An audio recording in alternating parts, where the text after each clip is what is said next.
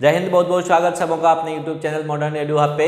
देखिए, आज सरस्वती पूजन का समाप्ति हो चुका है, विसर्जन भाषण हो चुका है और एक बड़ी अपडेट यह भी आई है शिक्षकों के लिए, बिहार के खास करके नियोजित शिक्षकों के लिए, कि जो 5 बार आपको मौका दिया जाएगा उसमें 3 ऑनलाइन एग्ज़ाम होगा, 2 ऑफलाइन। मतलब सरकार किसी न किसी तरह से अभी भी अपने ही बात पे अड़ी हुई है। खैर, इस पे अभी इस वीडियो में बात नहीं करेंगे। एग्ज़ाम तो आपको देना होगा और ये अब अंतिम सत्य है जिसको आपको स्वीकारना होगा। अभी तक के परिदृश्य में हम बता रहे हैं, बिहार के किसी भी एग्ज़ाम को देने जा रहे हैं, अभी हाल में होने वाले एग्ज़ाम या अन्य एग्ज़ाम को भी, तो देखिए प्राचीन भारत का एक अहम टॉपिक बनता है हिस्ट्री का, और बिहार के संदर्भ में ये अति महत्वपूर्ण इसलिए है क्योंकि वो ये जैन धर्म और बौद्ध धर्म का जो है नींव जो है ना, जड़ यहीं है बिहार में हमारा। मतलब टोटल बिहार के आसपास ही घूम करके ये ख़त्म हो जाता है, तो इसलिए बिहार स्पेशल के कड़ी में ये अति महत्वपूर्ण टॉपिक है। हम लोग आज जैन धर्म को देखने वाले हैं, तो वीडियो को अंत तक जरूर देखिए।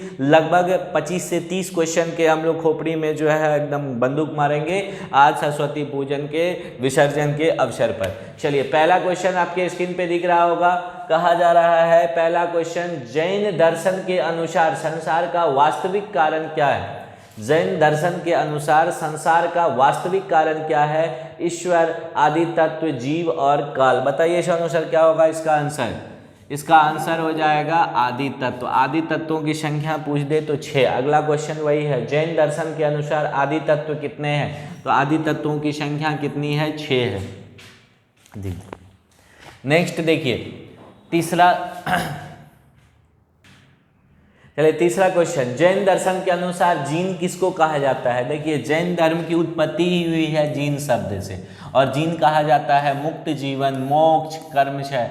मतलब ये मुक्त जीवन जिसमें मोक्ष, मतलब मुक्त जीवन मतलब आप में लोभ, मोह, पाप ये सब खत्म, तो मुक्त है। मोक्ष भी उसी को कहते हैं, और कर्म का क्षय वही कहलाता है। तो इसका सही आंसर हो जाएगा डी। जैन धर्म में जीवन का अंतिम लक्ष्य क्या है? तो जैन धर्म में जीवन का अंतिम लक्ष्य जैन धर्म के अनुसार है तृष्णा जनित बंधन से मुक्ति। अगर आपको मोक्ष की प्राप्ति हो गई, अर्थात तृष्णा जनित बंधन से मुक्ति हो गई, तो जैन धर्म उसी को मानता है। विश्व का प्राचीनतम शास्त्रीय धर्म क्या है? तो अभी चूंकि हम लोग जैन धर्म पढ़ रहे हैं तो इसका तो कोई भी आंसर आप लोग लगा दीजिएगा अभी के संदर्भ में, लेकिन आगे भी याद रखिएगा कि जैन विश्व का प्राचीनतम शास्त्रीय धर्म जैन धर्म है। अगला क्वेश्चन, छठा क्वेश्चन आपके स्क्रीन पे देखिए, ये रहा। छठा क्वेश्चन कह रहा है जैन धर्म कहाँ से विस्तार पाया जाता है? तो ऑब्वियसली जैन धर्म का हम शुरू में ही बोले, जैन और बौद्ध का नींव ही है बिहार में। अगला क्वेश्चन, जैन धर्म के पहले तीर्थंकर कौन थे? तो ये सभी जानते हैं और अति महत्वपूर्ण क्वेश्चन है, ऋषभदेव। ये एग्जाम में छपने वाला है। जितने भी हमारे गुरुजन हैं या प्रतियोगी परीक्षा की तैयारी कर रहे लोग हैं, प्लीज़ प्लीज़ इस क्वेश्चन सबको माइंड में ठोक लीजिए आज के बाद। 8वां क्वेश्चन, 10वें तीर्थंकर शीतलनाथ का चरण चिन्ह कहाँ अंकित है? ये जो 10वें तीर्थंकर थे उनका नाम भी याद रखिएगा, शीतलनाथ, और इनका चरण चिन्ह कहाँ अंकित है? तो चतरा। चतरा कहाँ है? तो वर्तमान झारखंड में छोटा नागपुर पठार का नाम सुने होंगे, वहीं पे है ये, उसका मुख्य द्वार है, प्रवेश द्वार है, लेकिन प्राचीन बिहार में था। यह भी आपको जानना चाहिए। आगे के संदर्भ में चलिए क्वेश्चन नंबर 9 लेते हैं।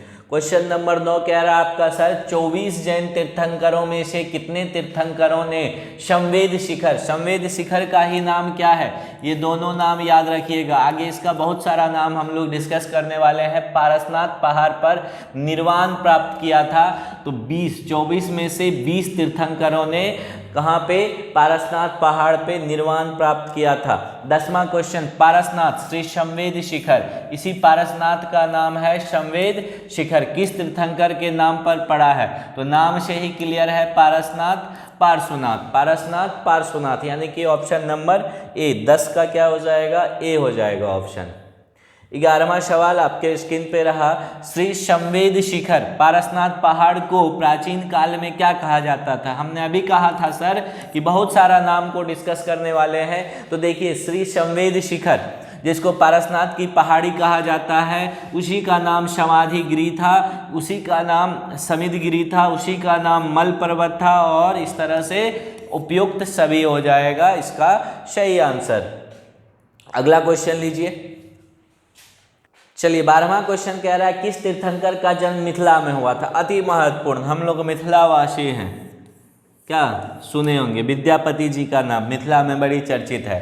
तो ये मिथिला जो है, ये मिथिला में, मिथिला से याद आया कि कहूँ एक आंसर की है, कहूँ सोनू बाबू क्वेश्चन के आंसर की है, ककर जन्म बोल रहा है ये मिथिला में, मल्लीनाथ। एक आंसर की राजा मल्लीनाथ। ऑप्शन नंबर बी कह लिया, ऑप्शन नंबर बी कह लिया, मिथिला से मैथिली याद चला। चलिए अगला क्वेश्चन, अब 13 नंबर का क्वेश्चन कह रहा है किस तीर्थंकर का जन्म चंपापुरी, भागलपुर के निकट, चंपापुरी कहाँ है, भागलपुर के निकट में हुआ था। इसका आंसर है सुमतिनाथ, कुंथुनाथ, वसुपूज्य या शंपार्श्व। जल्दी बताइए इसका आंसर क्या हो जाएगा, बताइए सोनू सर। इसका आंसर वसुपूज्य। 13 का क्या हो जाएगा, ऑप्शन नंबर सी के साथ जाइए। 14वां क्वेश्चन है 20वें तीर्थंकर सुब्रतनाथ का जन्म कहाँ हुआ था। 20वें तीर्थंकर का नाम भी दिमाग में छप जाना चाहिए सर। सुब्रतनाथ थे 20वें तीर्थंकर, कुल मिलाकर के 24 तीर्थंकर हुए। पहला ऋषभदेव उधर देख चुके हैं, अंतिम पता है भगवान महावीर जिसको हम लोग कहते हैं। तो 20वें तीर्थंकर सुब्रतनाथ का जन्म कहाँ हुआ था, इसका आंसर हो जाएगा राजगृह, बिहार में ही।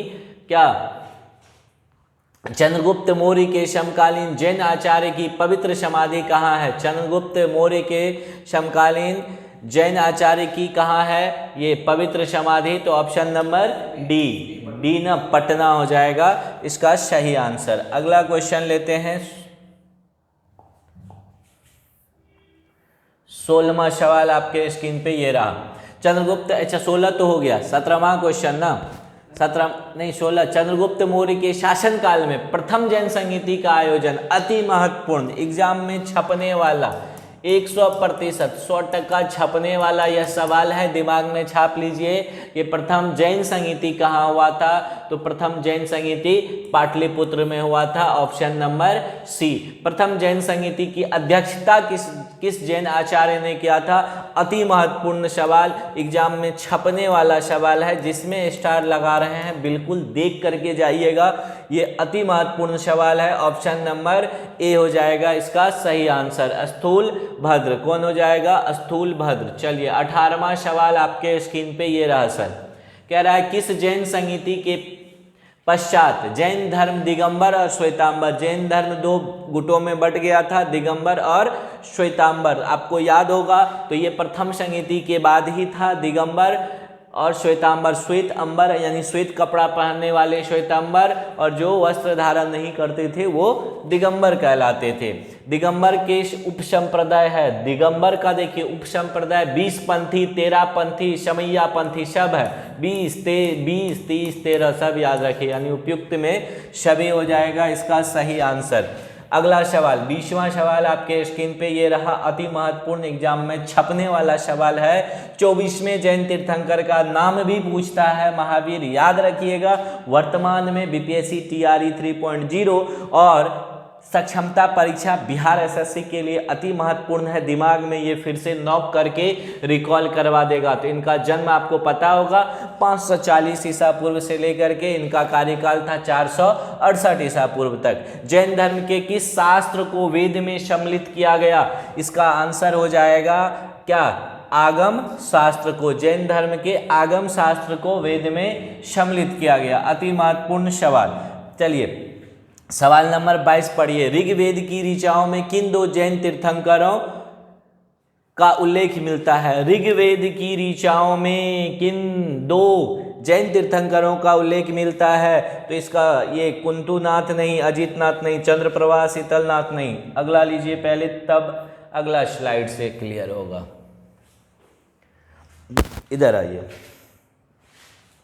तो इसका सही आंसर हो जाएगा सर ऋषभदेव और एरिस्टनेवी। इसका आंसर ऑप्शन नंबर डी हो जाएगा, ऋषभदेव और एरिस्टनेवी। जैन धर्म का शाब्दिक अर्थ, जैन धर्म का, वैसे भी देखिए हम बिहारी हैं, इसका तो सही करिए लेंगे, कुछ नहीं बुझाएगा तो सबसे बड़का मार देंगे, वही आंसर सही हो जाएगा। जिसमें निगेटिव नहीं होना, आंख बंद करके सबसे बड़का ऑप्शन को मारिए, ज़्यादा प्रोबेबिलिटी है ठीक हो जाएगा। 23 नंबर का, जैन धर्म का शाब्दिक अर्थ मनोवेगों एवं इंद्रियों को अपने वश में कर लेना, यानी काम, मोक्ष, लोभ, मोह, पाप पे अगर आप कंट्रोल कर लिए ना, वही जैन धर्म का शाब्दिक अर्थ है। पीछे भी डिस्कस किए हैं। 24 नंबर, निग्रंथ किन्हें कहा जाता है? तो ई चैप्टर पढ़ रहे हैं तो वैसे भी याद रखिएगा, लेकिन ये अति महत्वपूर्ण सवाल है। निग्रंथ जैनों को कहा जाता है, एग्जाम में 100% छपने वाला सवाल है। पूर्व किसके प्राचीन धार्मिक ग्रंथ थे? तो यहाँ भी याद रखिएगा, लेकिन ये सब अति महत्वपूर्ण छोटा छोटा एग्जाम के लिए सवाल बनता है। पूर्व किसके प्राचीन धार्मिक ग्रंथ थे? जैनों के। 24वें तीर्थंकर महावीर का जन्म, अति महत्वपूर्ण सवाल, छोटे छोटे एग्जाम के लिए छपने वाला सवाल है। तो इसका आंसर हो जाएगा कुंडल ग्राम। कि कहाँ हो जाएगा? कुंडग्राम यहाँ लिखा है, कहीं कहीं कुंडल ग्राम भी रहता है, तो इसका आंसर कुंडल ग्राम या कुंडग्राम हो जाएगा। अति महत्वपूर्ण सवाल। 27, 24वें तीर्थंकर महावीर का अधिक समय कहाँ बीता था? तो 24वें तीर्थंकर महावीर का अधिक समय 16 जनपदों में सबसे शक्तिशाली जनपद मगध के अंदर बीता था। अति महत्वपूर्ण सवाल है, याद रखिएगा। अब आ जाइए 28वां सवाल, महावीर ने किस भाषा में प्रवचन दिया? अति महत्वपूर्ण छपने वाला सवाल, बिहार के किसी भी एग्जाम के लिए बहुत महत्वपूर्ण। महावीर ने किस भाषा में प्रवचन दिया था? तो अर्ध मगधी। चूंकि इनका अधिक समय मगध में बीता, इसलिए इन्होंने प्रवचन अर्ध मगधी में दिया था। अति महत्वपूर्ण। ज्ञान प्राप्ति के बाद महावीर ने अपना प्रथम प्रवचन कहाँ दिया था? बिल्कुल छपने वाला रसमलाई सवाल है, अंतिम में दिमाग में छाप लीजिए। ज्ञान प्राप्ति के बाद महावीर ने अपना प्रथम प्रवचन कहाँ दिया था? राजगृह में दिया था। क्या Sonu sir? Option number D इसका करेक्ट आंसर है। अगला सवाल, अगला और 30वां और अंतिम सवाल आज के इस जैन धर्म का। अगला टॉपिक बौद्ध धर्म होने वाला है। आपको इतना रिकॉल करवा देंगे ना, एग्जाम के बाद आके गरियाइएगा, सही में यहाँ से सवाल आया, और दिखाएंगे एग्जाम के बाद आया सवाल। महावीर का पहला शिष्य, अति महत्वपूर्ण सवाल। जिसको महत्वपूर्ण कह रहे हैं ना, छाप लीजिए सर, छाप लीजिए जिसको कह रहे हैं महत्वपूर्ण। बाकी का स्क्रीनशॉट लेना हो नहीं लेना हो, इन सवालों को देख के जाइएगा। महावीर का पहला शिष्य, उन्हीं का दामाद जमाली थे। कौन? उन्हीं के दामाद जमाली थे। ये 30 अति महत्वपूर्ण सवाल जैन धर्म का हम लोग किए। उम्मीद है कि आपका एग्जाम में ये छपेगा, आपको मदद करेगा। आप यकीन मानिए, हम कह रहे हैं, आप विश्वास करिए। एग्जाम के बाद इस पे हम लोग बात करेंगे, उसके बाद आपको लगेगा कि सच कह रहे थे या झूठ। मिलते हैं, चूंकि आज सरस्वती पूजन का एक बहुत बड़ा आयोजन था, तो आज बहुत ज़्यादा क्वेश्चन को हम लोग डिस्कस नहीं कर सकते हैं, थकावट भी है। लेकिन मिलते हैं पुनः बहुत जल्द एक नए टॉपिक के साथ। अगला टॉपिक बिहार में हमारा बौद्ध धर्म होगा। मैथ रीजनिंग कल से चलता रहेगा। एग्जाम लगता है मुझे देना होगा, लेकिन फिलहाल देखिए क्या कुछ होता है। जो भी अपडेट होगा लेके आएंगे आपके साथ। बहुत बहुत धन्यवाद।